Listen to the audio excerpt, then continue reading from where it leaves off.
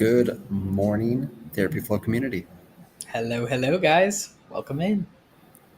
Hey, we're give it a few seconds as people are starting to pop in here as we dive into this morning's content, and that's social media. Social media is a pretty, I guess, hot topic. Controversial. I think it just I sense when I talk to a lot of practice owners, a lot of internal pressure that I have to do this, I need to do this, I won't be successful unless I do this. So many people are telling me it's a great way to get clients.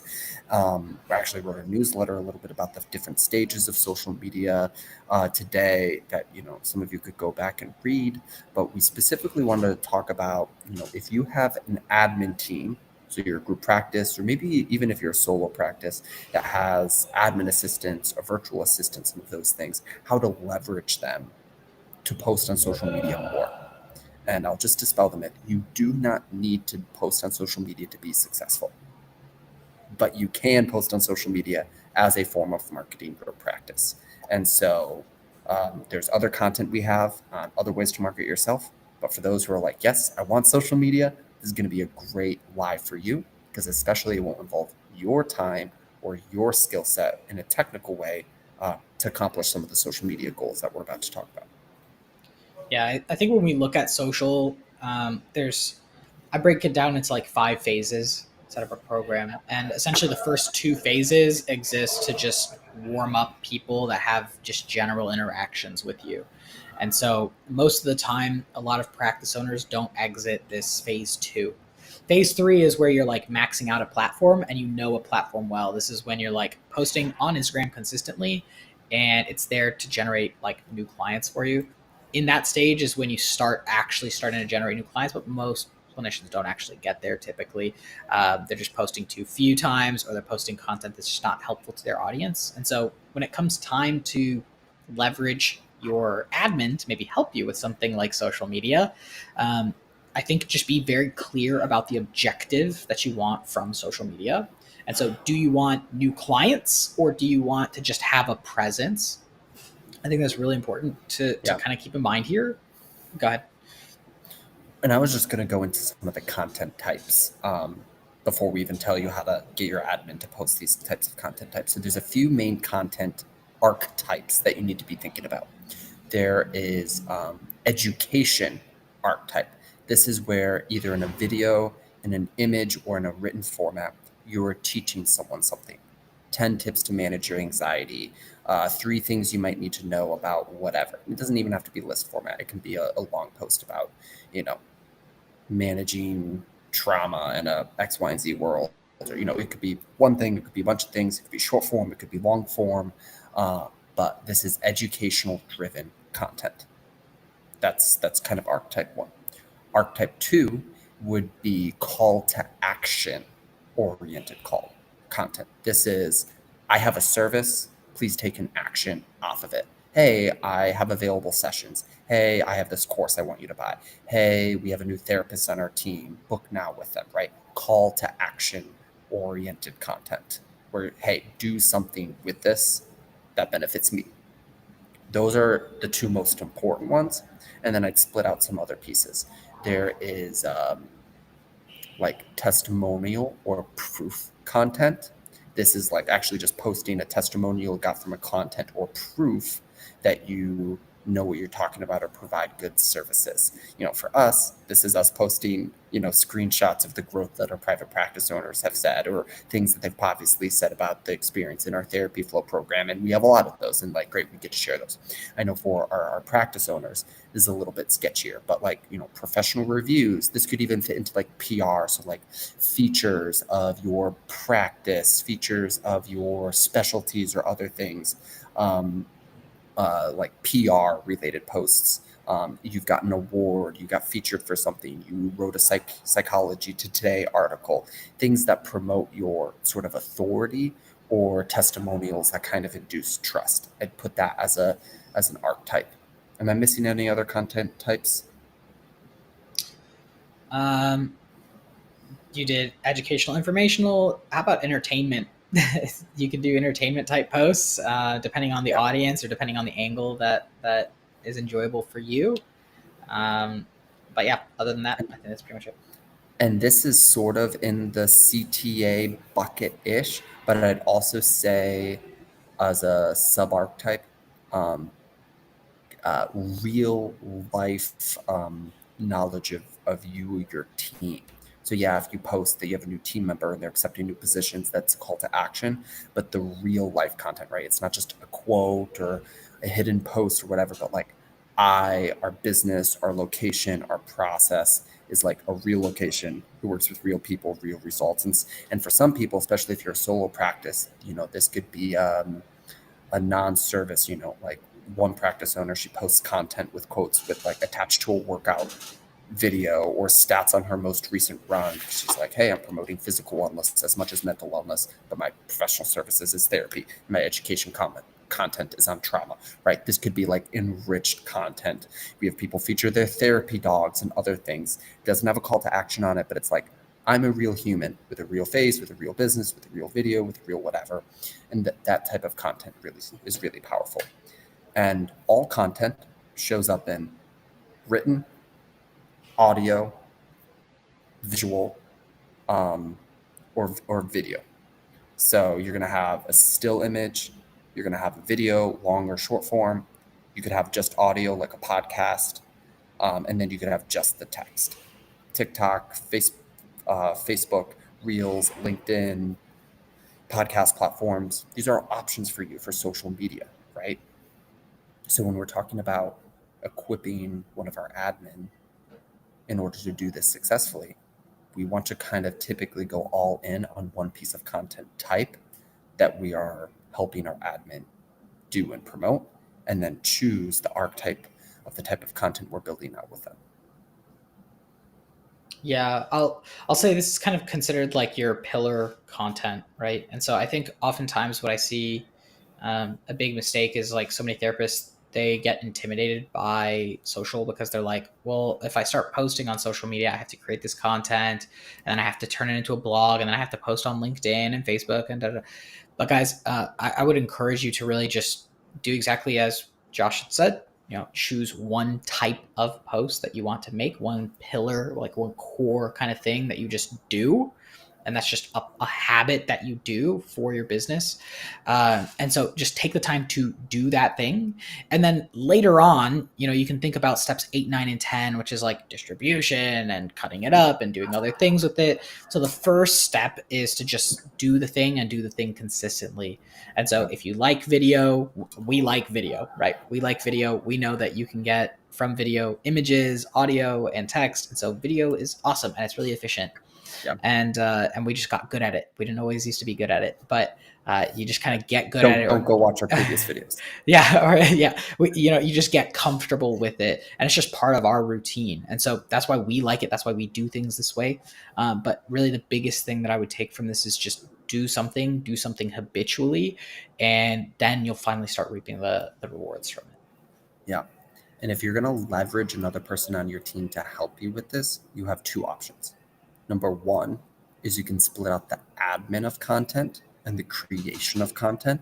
So if you as the practice owner want to drive the creation of content, you would still need to be the one that films the video, maybe creates the image, or at least creates the text that goes on the image, right? If it's a 3-step tip post or whatever it is, or the written content, then that admin would take that and they would distribute it. So they would be in charge of posting it in LinkedIn, or formatting it for Instagram and posting it in Instagram, or chopping up the video and either editing it or just like putting captions on it and posting it. If you do it in like a one take that doesn't need to be edited, which is definitely possible. Things like that, right? They are just handling the admin side of it, but you are coming up with the content generation. If this is what you're doing, I suggest you do it in one of two ways. You either batch content. This means one time a week, one time a month, one time a quarter. You create all of the content needed, right? So you film 30 reels, or you film 3 videos, or it's the weekly slot, right? Attilio and I go live and create these videos 2 times a week at the same time every week. Like, it's on my calendar. And then there's other things that I do cyclically, monthly, or quarterly in terms of content production as well. So you batch the content so it's not an everyday thing. Or if it is every day, it's at the same time every day. So you just show up, You do the content, and then someone else can help you with the posting, the editing, the whatever part of things. And you can train your admin, and there's tons of online tutorials and other things. So I'm not going to go too deep into like how do you do this, other than to say is you just need to equip your admin to say, hey, we need to figure out how to distribute this into Instagram consistently. Go online, look in YouTube, figure it out, and then just check their work. Same with YouTube, same with LinkedIn, same with TikTok, right? Or the other option then is your admin could be involved, your virtual assistant could be involved in the content creation itself. This is harder for video, but if we're talking about written content, Instagram posts, reels you can actually make in terms of good content sharing without someone's face on them actually. Same with like YouTube explainer videos. There's actually things that like you can do there with like a voiceover and other stuff. But this is where you'd need a more skilled person to help you create the content. Maybe you do the idea generation, you do the overall wireframing. I'll just share an example. We have someone on our team that produces the bulk of the blog content that goes on our website. I'm mainly feeding the direction, the topics, and then I check the work on an edit level. But 97% of that content is being generated by our team member and being posted by our team member for our blog that gets posted. Versus I write our newsletter every single week on a content level, and other people help me send it and curate my list and do other things. And so that's a little bit mix of a both and situation there. But you can achieve that. Someone else can help you actually create the Instagram post.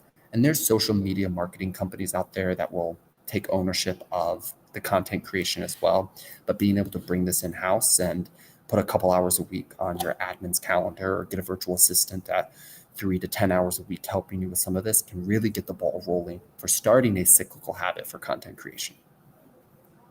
Yeah, I might put a final note on this in that like you creating the content as someone who can create a valuable experience for your potential clients uh, is a significant benefit to you and your practice.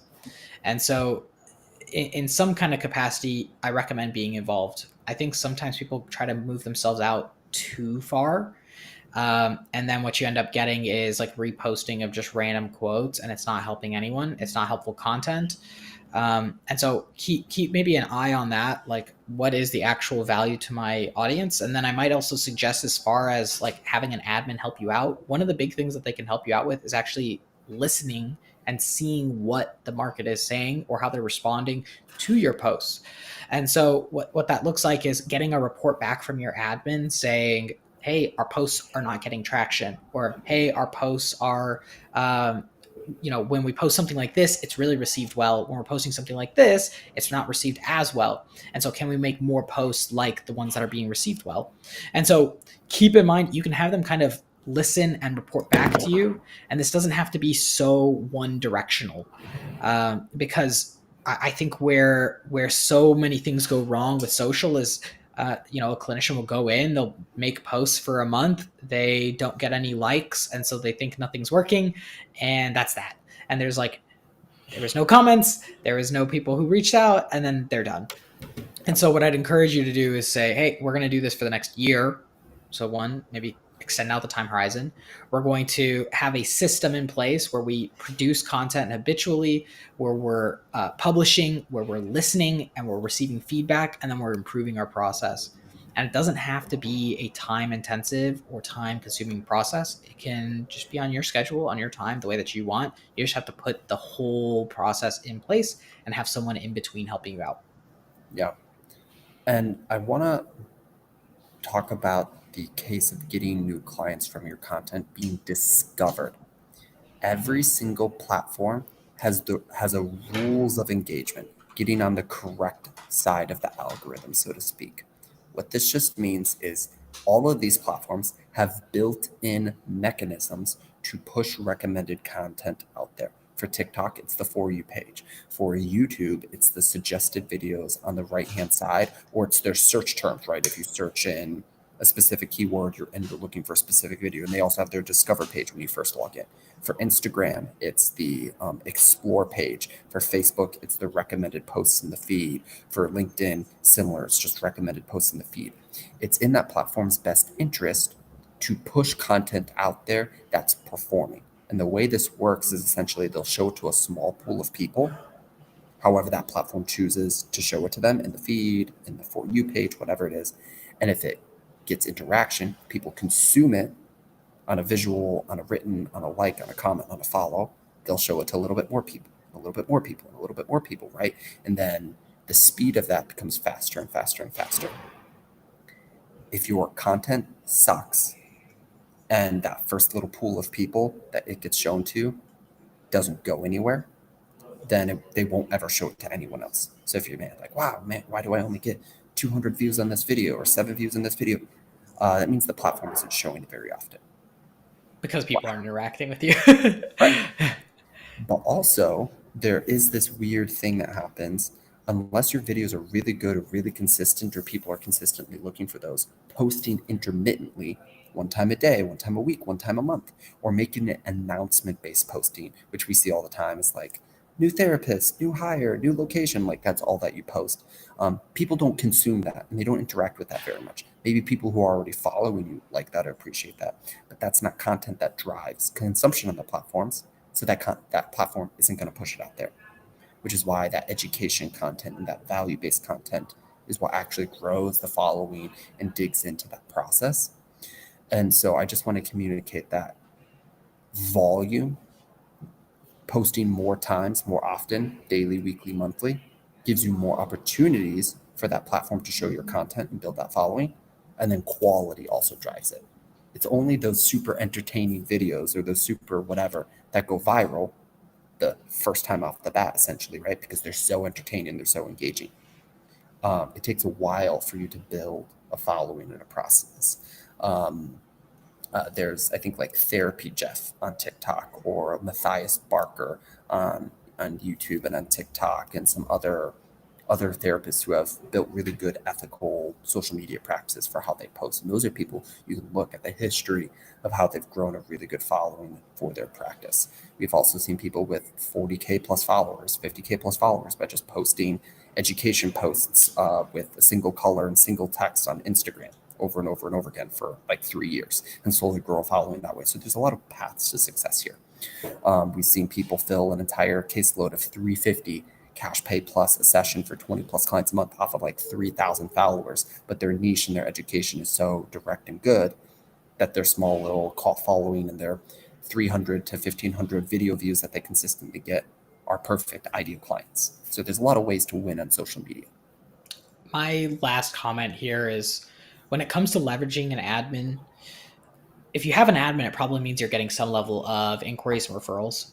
And so if you're getting those conversations started, your admin can really help you out by taking the individuals who are calling in and pushing them over to social media, and essentially saying, hey, maybe whether it's you have a wait list and you literally can't take people, or just like, hey, have you followed us on social? We have some extra information about it. It helps the sale, it helps warm people up, and it builds your list, which is your following on those platforms. And so don't be afraid to maybe have your administrator, as part of the sales conversation or as part of the initial interaction, push clientele over there, because it is a good place for, especially if you're habitually posting and you're providing valuable content, it's a good place to kind of keep people in the loop.